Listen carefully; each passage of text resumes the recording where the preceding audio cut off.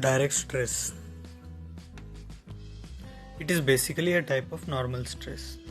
In normal stress, the force makes 90-degree angle with the plane on which it acts.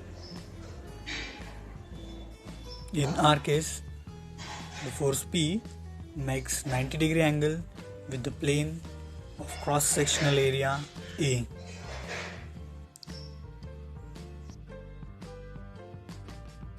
To study the nature of the stress, whether it is uniform, linear or parabolic, we will take a section and divide the body into two parts, to the left side of the section and to the right side of the section. So let's see the free body diagram for this. Whenever we apply an axial force on the body, after application of an axial force at some distance, it is assumed to be equally distributed throughout the cross-sectional area. So we can define the stress as the force P distributed throughout the cross-sectional area A, that is force P by A. So as shown in the free body diagram, both the stresses sigma is equal to P by A and sigma is equal to P by A balance each other, body remains in the equilibrium.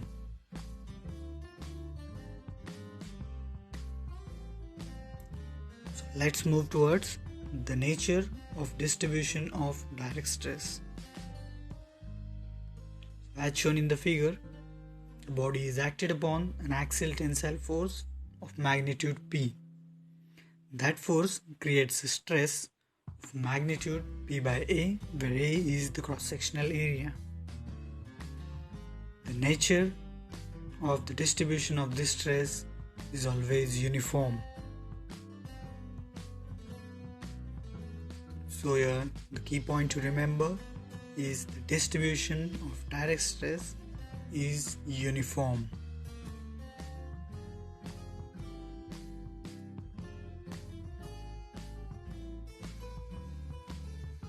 The second type of stress is shear stress. In shear stress, the force P is parallel to the plane, while in the direct stress, the force was normal to the plane.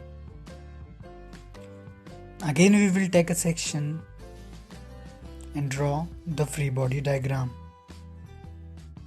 We know that the shear force is the internal force generated to keep the body in equilibrium.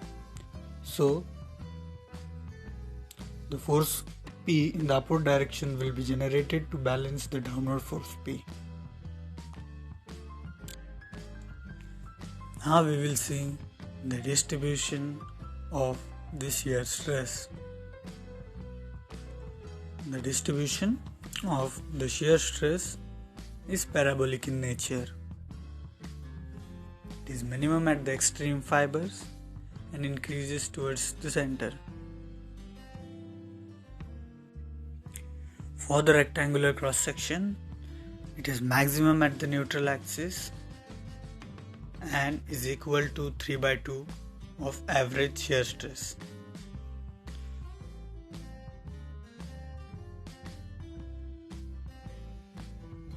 Bending stress. The stress is observed in the members like beam or slab when a transverse force acts on it. And whenever any body is subjected to force, the force tries to deform the body, and an opposition to that deformation is what we call a stress. So in an example, the transverse force is trying to bend the body, and the resistance to that bending deformation is called as bending stress. The top fibers above the neutral axis will resist the compression, so there will be a compressive stress, and in the bottom fibers there will be tensile stresses. So let's see the distribution of the bending stress. We have seen the distribution of the direct stress is uniform, shear stress is parabolic. And now the distribution of bending stress is linear. It is compressive at the top fiber in this beam and it is tensile at the bottom fiber. It is maximum at the extreme fibers. It is minimum at the neutral axis. We have considered this beam as a simply supported beam. So it is compressive at the top and tensile at the bottom.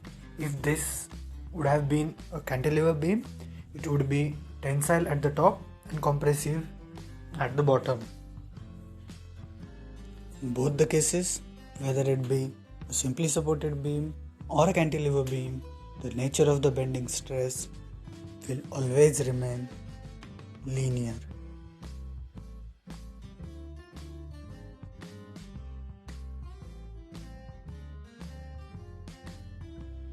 Torsional stress. Suppose a torque is acting upon a circular rod. To resist this deformation due to this torque, there will be a shear stress generated in that rod. And we call that shear stress as torsional shear stress. The nature of this torsional shear stress is linear. The nature of shear stress was parabolic, but the nature of torsional shear stress is linear. It is maximum at the extreme fibers, whereas minimum at neutral axis. Till now we have seen 4 types of stresses: the direct stress, shear stress, bending stress and torsional stress. From that, the bending stress and torsional stress both are linear. Let's see the difference between them. We have seen in the previous video that the bending stress is the type of normal stress.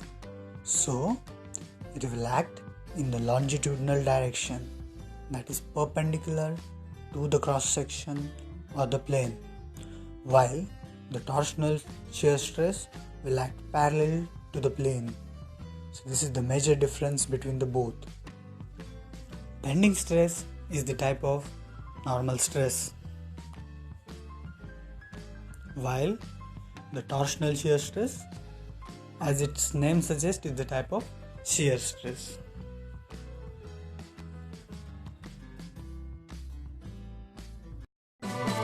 Thank you. Hit on the like button and subscribe to our channel.